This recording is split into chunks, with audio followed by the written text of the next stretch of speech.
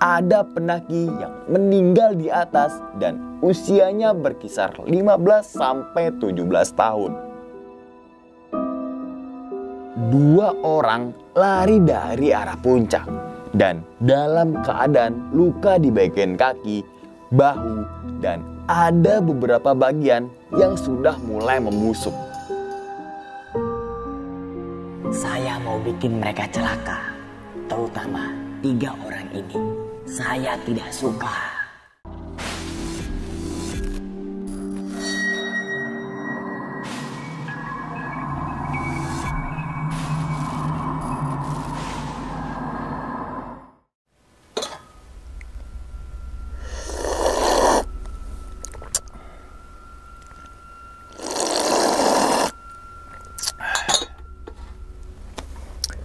Assalamualaikum warahmatullahi wabarakatuh.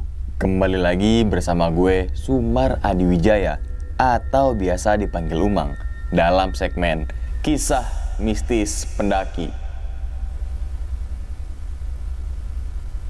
Keberadaan gunung dan hutan memang terkenal akan mistis dan horor. Oleh karena itu tidak aneh banyak kesaksian para penjelajah maupun pendaki gunung memiliki kisah horor di setiap perjalanannya.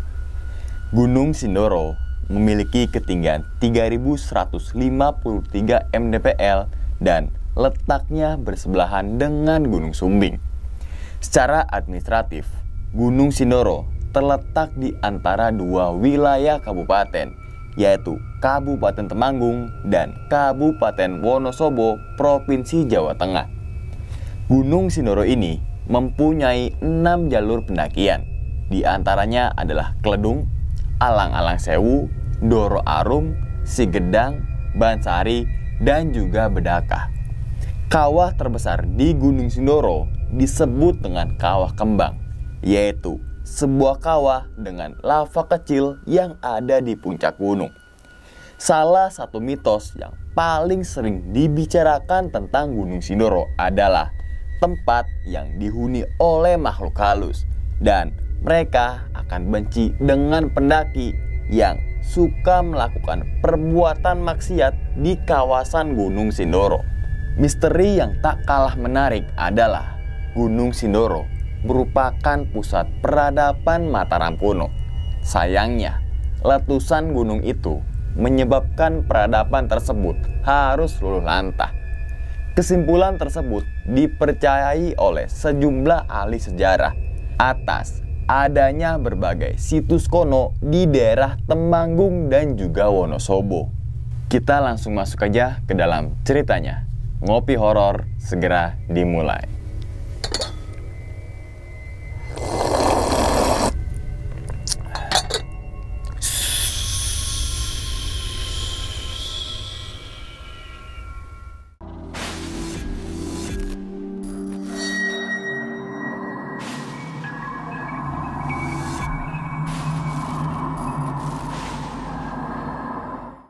Pada video kali ini atau pada kesempatan kali ini, gue akan membawakan cerita dari Kiki ketika mendaki ke Gunung Sindoro pada tahun 2021.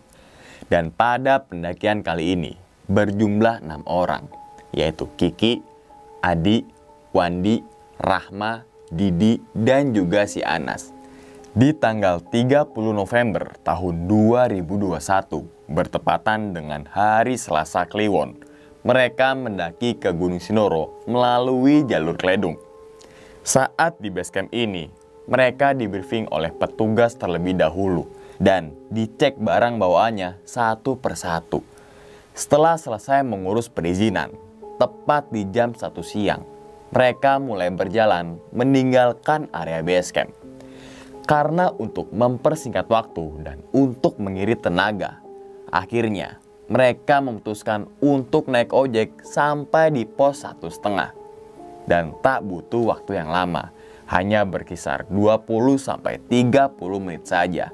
Mereka telah sampai di pos 1,5 atau pos ojek. Sedangkan kalau kita jalan kaki dari base camp menuju pos 1,5, membutuhkan waktu yang kurang lebih 2 jam lamanya.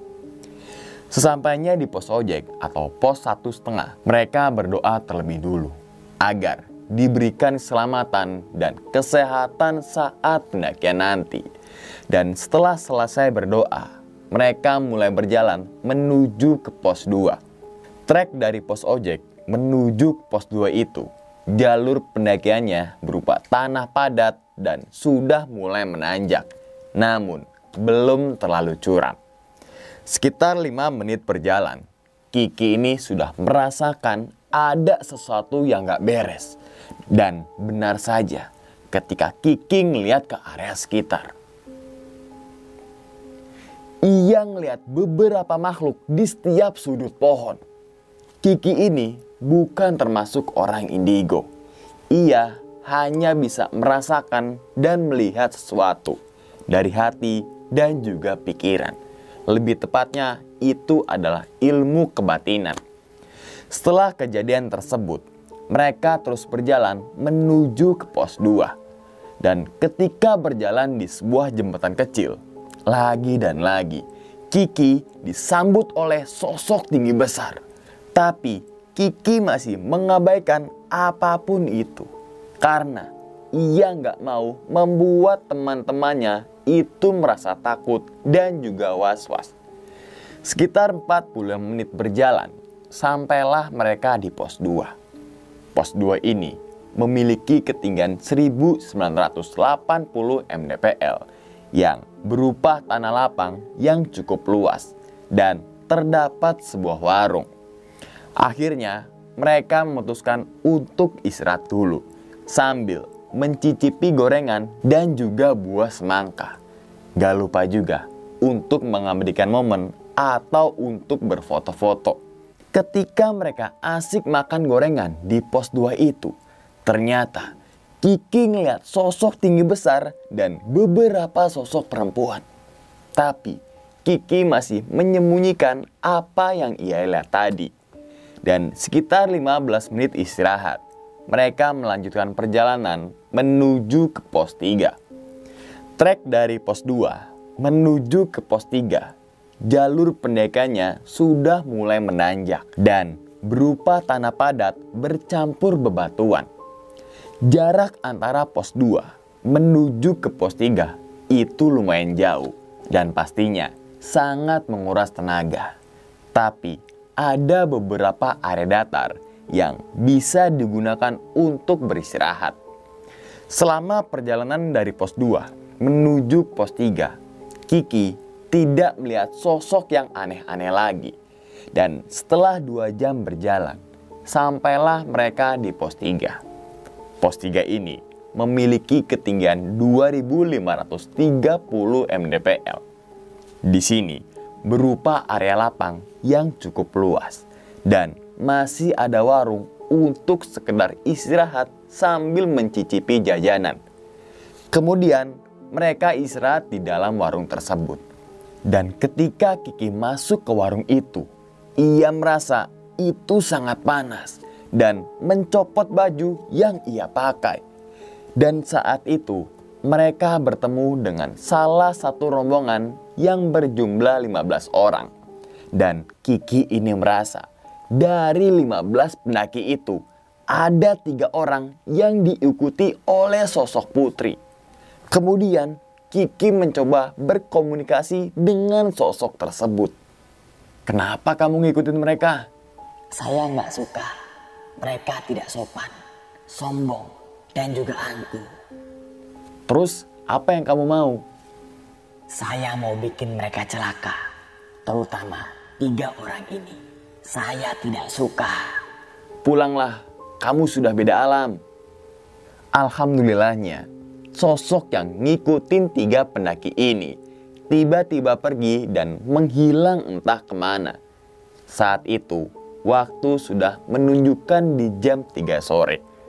Dan gak lama setelah itu, Adi dan juga Didi keluar dari warung untuk berfoto-foto sambil ngambil air tampungan di belakang warung. Dan setelah semuanya sudah beres, mereka melanjutkan perjalanan menuju ke pos Sunrise Camp. Posisi Kiki saat itu berada paling depan. Hingga akhirnya Adi dan juga Didi ini teriak dari belakang, "Jangan cepet-cepet jalannya, mau ngejar apaan sih?" Dan gak lama setelah itu, Kiki ngeliat ke sebelah kanan arah jurang. Ternyata ada sosok wanita dan juga pangeran. Saat itu, pangeran tersebut hanya senyum ke arah si Kiki.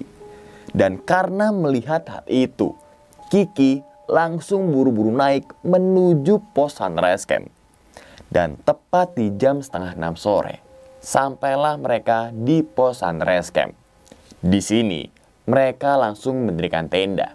Dan setelah tenda sudah berdiri, mereka langsung istirahat dan juga masak-masak. Sambil masak-masak ini, mereka saling bercanda satu sama lain. Hingga akhirnya waktu maghrib telah tiba. Namun si Rahma malah ketawa kenceng banget. Saat itu si Kiki ini ngomong ke Rahma, "Jangan kenceng-kenceng ketawanya, lagi maghrib juga." Setelah makanan udah jadi, mereka makan dengan lahapnya sambil berdiskusi mengenai akan summit di jam berapa. Dan diambil keputusan di jam 4 pagi akan melakukan pergi ke puncak. Supaya apa sih? Supaya sampai di puncak ketika sunrise tiba. Tak terasa, waktu sudah menunjukkan di jam 9 malam. Mas Wandi ini baru ingat kalau mereka itu bawa sosis dan juga nugget yang masih ada di dalam ranselnya. Kemudian Mas Wandi ini ngeluarin sosis dan juga nugget tersebut dan akan digantungkan di sebuah pohon di belakang tenda. Takutnya kalau gak digantung di pohon, nanti malam ada babi yang akan datang ke tenda mereka. Saat itu Adi dan juga Kiki ini keluar tenda untuk menaruh sosis dan juga nugget persis di belakang tendanya. Setelah selesai, mereka berdua kembali ke tenda. Namun Kiki merasa ada sesuatu yang aneh di pohon tadi. Dan ternyata benar, ada sosok hitam namun bukan manusia, melainkan sosok Ratu Celeng, penghuni pos 3. "Kenapa kamu manggil saya?" "Saya nggak manggil, cuma saya minta jangan ganggu teman-teman saya." "Baiklah, tapi ada syaratnya." "Apa syaratnya?" Kemudian Ratu Celeng itu menghilang. Tapi Kiki merasa ada banyak sosok yang mengawasi tenda mereka.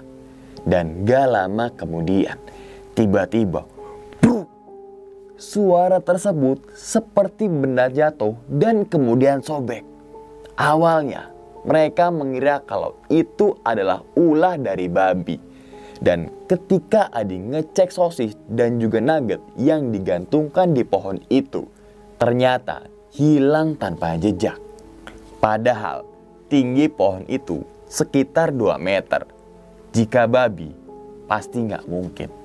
Jikapun monyet, pasti nggak ada yang berkeliaran di malam hari. Menurut pengakuan si Adi, yang ngambil itu adalah sosok monyet tapi berbadan kecil dan berwarna putih. Dan melihat hal itu, Adi langsung masuk ke dalam tenda. Dan saat itu hanya Adi dan Kiki yang belum tidur. Sedangkan yang teman-teman lainnya sudah tertidur pulas. Jadi posisi tidur Adi dan juga Kiki berada di teras tenda dan hanya dilapisi oleh flashlight. Tak terasa, waktu sudah menunjukkan di jam 12 malam. Cuaca saat itu sudah mulai hujan. Jadi, Kiki gak bisa tidur dan selalu pindah posisi.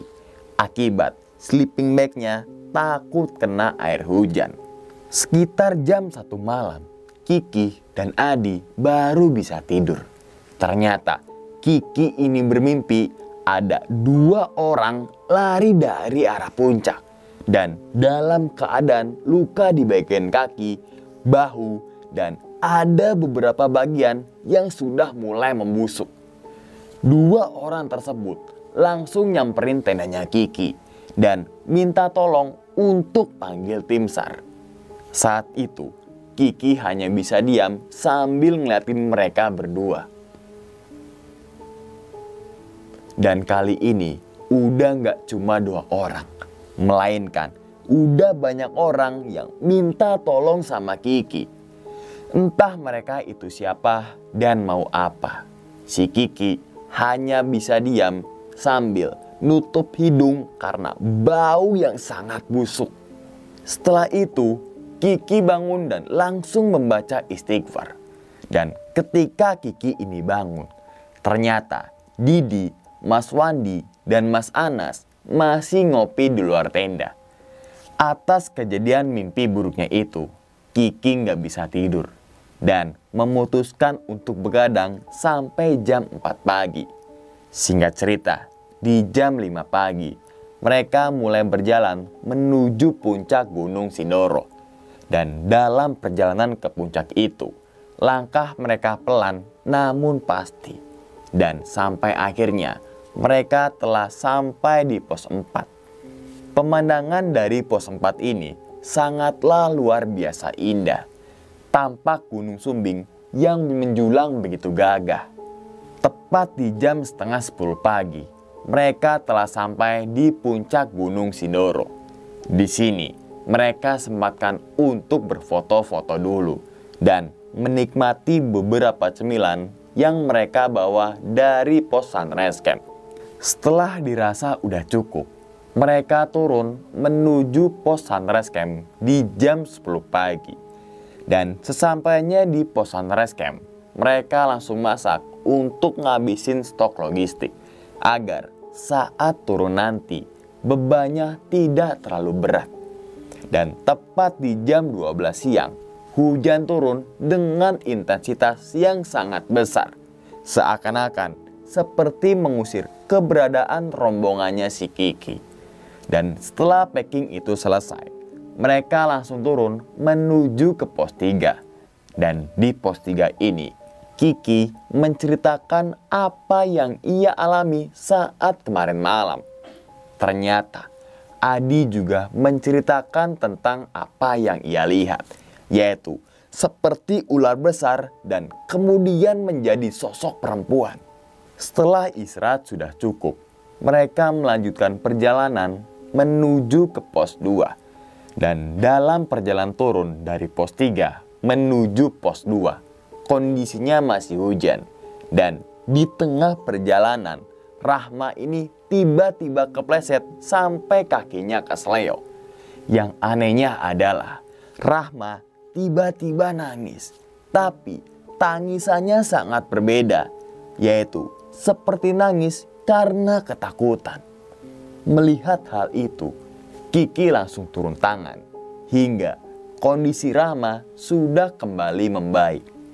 Saat itu, ranselnya Rahma dibawa oleh Mas Wandi dan posisi Kiki berada paling depan sambil terus ngeliatin ke arah belakang. Gak lama setelah itu, Andi ini nanya si Kiki, "Ki, kayak ada suara cewek yang manggil-manggil deh." "Ah, gak ada." Sebenarnya Kiki juga dengar ada suara cewek yang manggil-manggil. Dan bukan hanya manggil, tapi kayak dibarengin dengan suara tangisan. Singkat cerita, Kiki dan Adi sampai duluan di pos 2. Dan pas sampai di warung pos 2, Kiki ini mencium bau kemenyan yang baru dibakar. Jadi baunya itu benar-benar menyengat ke dalam hidung. Di pos 2 ini ada sekitar 7 pendaki yang lagi neduh. Dan di situ seperti ada suara perempuan yang lagi ngobrol. Padahal mereka bertujuh itu banyakan cowok semua. Kok ada suara ceweknya ya? Iya, kayak ada suara cewek lagi ngobrol dah. Dan karena penasaran, Kiki ini ngeliatin satu persatu dari 7 pendaki itu. Dan memang benar, gak ada satu cewek pun di dalam rombongan tersebut. Dan gak lama kemudian, Didi, Rahma, Anas, dan Wandi telah sampai di pos 2. Kemudian 7 pendaki tersebut pamit duluan untuk turun ke base camp. Jadi kondisi di pos 2 itu hanya rombongan Kiki saja. Sambil nunggu hujan itu berhenti, mereka nyeduh kopi dan makan sisa-sisa logistik yang mereka bawa. Dan saat di pos 2 ini, Kiki merasakan hadirnya beberapa sosok yang ngawasin mereka dari kejauhan. Dan ketika Kiki ngelihat ke arah atas jalur, di situ ia ngelihat sosok perempuan berambut panjang dan mukanya seperti marah. Seakan-akan sosok tersebut menyuruh Kiki untuk segera turun. Hingga tak terasa, waktu sudah maghrib dan terdengar suara azan dari pemukiman warga. Karena hujan udah agak reda, mereka kemudian segera turun menuju base camp pendakian. Dan baru aja mau turun, tiba-tiba angin berhembus kencang dan menggoyangkan beberapa pohon besar di sekitar pos 2. Kemudian Anas ini teriak tuh dari belakang, "Jangan jalan dulu, masih maghrib nih." Sekitar 5 menit kemudian, mereka melanjutkan perjalanan menuju pos 1,5 atau pos ojek. Gak lupa juga untuk memakai headlamp terlebih dahulu, karena kondisi saat itu sudah mulai gelap. Dan saat perjalanan turun ini, mereka berenam saling diem-dieman. Dan Kiki masih merasakan banyak sosok yang ngikutin dari pos 2. Dan gak butuh waktu yang lama, sekitar 20 menit berjalan, sampailah mereka di pos 1,5 atau pos ojek. Di sini mereka sepakat untuk nggak mau naik ojek dan memutuskan untuk jalan kaki sampai ke base camp pendakian. Dari pos ojek menuju ke base camp ini, nggak tahu kenapa si Rahma ini tiba-tiba jalannya cepat dan nggak seperti biasanya. Saat itu Kiki mulai curiga kalau ada yang nggak beres dengan si Rahma. Dan ketika mereka sampai di perkebunan warga, di situ mereka berpapasan dengan bapak-bapak yang menggunakan motor. Saat itu, bapak-bapak tersebut menawarkan dirinya untuk mengantarkan Rahma sampai di base camp pendakian. Namun, Rahma malah diem dan sambil nangis, bisa dibilang Rahma kesurupan. Kemudian, bapak-bapak tersebut megang kepala si Rahma. "Udah pulang, kamu pulang sana." Lalu bapak-bapak tersebut menyuruh mereka untuk menggotong si Rahma ke atas motornya. Dan si Didi ikutan naik motor untuk jagain Rahma di belakang. Sedangkan Kiki, Adi, Wandi, dan juga si Anas, mereka tetap berjalan kaki sampai ke base camp pendakian. Singkat cerita, sampailah mereka semua di base camp Kledung. Dan saat di base camp ini, Didi menceritakan apa yang ia alami saat naik motor itu. Ternyata ia ketemu dengan rombongan 15 orang yang ketemu di pos 3 tadi. Dan Rahma melototin 3 perempuan yang ada di rombongan tersebut. Gak lama kemudian, ketika Kiki sampai di base camp, Rahma ini ngomong, "Saya gak suka sama 3 perempuan itu. Dia kotor." Kondisi saat itu, rombongan 15 pendaki itu belum pulang dan masih menunggu jemputan. Di situ, Kiki mencoba ngobrol dengan salah satu rombongan tersebut untuk menanyakan apakah benar lagi head atau tidak. Dan setelah ngobrol panjang lebar, ternyata benar 3 perempuan itu lagi menstruasi atau head. Kemudian Kiki mencoba menjelaskan tentang apa yang ia maksud untuk meminta maaf kepada penghuni Gunung Sindoro. Dan setelah itu Kiki nyamperin si Rahma dan meminjam raganya untuk mediasi. Dan gak lama setelah itu Rahma kembali kesurupan dan diukutin dengan 3 perempuan yang lagi haid itu. Dan setelah kejadian tersebut, sosok yang masuk ke dalam tubuh Rahma, ia minta wejangan, yaitu tolong dibuatkan kopi pahit beserta rokok kretek. Dan sekitar 5 menit Rahma beserta 3 cewek itu sadar. Lalu ke-15 pendaki ini pamit untuk pulang duluan karena mobil jemputannya sudah datang. Dan setelah semuanya udah beres, mereka berenam saling ngobrol satu sama lain dan menceritakan tentang kejadian-kejadian saat dialami kemarin. Seperti siapa ya Ratu Celeng itu, siapa 3 putri yang ngikutin pendaki haid, kenapa Rahma kesleo, dan 2 pendaki yang dimimpi Kiki. Jadi Ratu Celeng ini meminta tumbal si Rahma. Dan ketika Rahma tidur di sunrise camp, ia bermimpi kalau lagi berada di pasar setan dan disuruh beli belangkon serta roti.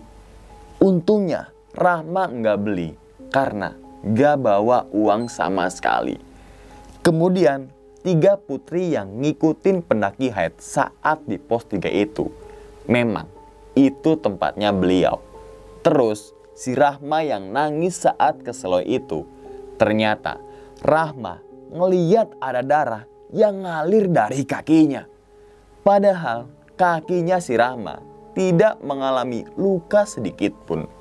Dan yang terakhir, 2 orang pendaki dalam mimpinya Kiki. Dan menurut warga sekitar, memang dulu tahun 2012 ada pendaki yang meninggal di atas dan usianya berkisar 15 sampai 17 tahun.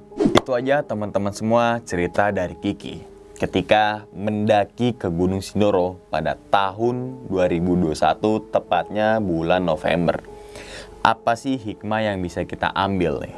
Yang pertama adalah masalah haid ya, atau masalah menstruasi. Saat ini belum ada aturan resmi yang melarang pendaki wanita tidak boleh naik gunung saat haid. Akan tetapi dalam prakteknya banyak pendaki wanita yang sedang haid itu mengalami banyak masalah ketika perjalanan. Misalnya kejang perut, sakit di area pinggul, kram, hingga anemia. Belum lagi jika dia mengalami gangguan gaib. Jadi, biarpun secara aturan pendaki wanita boleh mendaki saat haid, saya sarankan untuk menunda dulu sampai siklus menstruasi itu selesai. Karena terlalu beresiko teman-teman semua. Dan makhluk astral yang menyukai darah haid akan terus ngikutin kita atau akan terus ngikutin pendaki wanita tersebut karena dia tertarik dengan aroma amis yang keluar dari darah kotor si pendaki. Biarpun ada kejadian seperti itu, selama teman-teman semua bisa menjaga diri, teman-teman gak perlu takut. Kalian hanya perlu berperilaku sopan, selalu jaga kebersihan diri, dan tidak putus dalam berdoa. Insya Allah, pendakian teman-teman semua akan aman dan juga lancar. Dan ingat teman-teman semua, cerita dari Kiki bukan untuk nakut-nakutin teman-teman semua ketika mendaki ke Gunung Sindoro ataupun ke gunung manapun. Tapi ambillah sisi positifnya dan buang sisi buruknya. Sekian dulu pada video kali ini dan nantikan video-video gue berikutnya. Hal gaib itu muncul ketika sugesti kita buruk. Wassalamualaikum warahmatullahi wabarakatuh. Selamat beristirahat.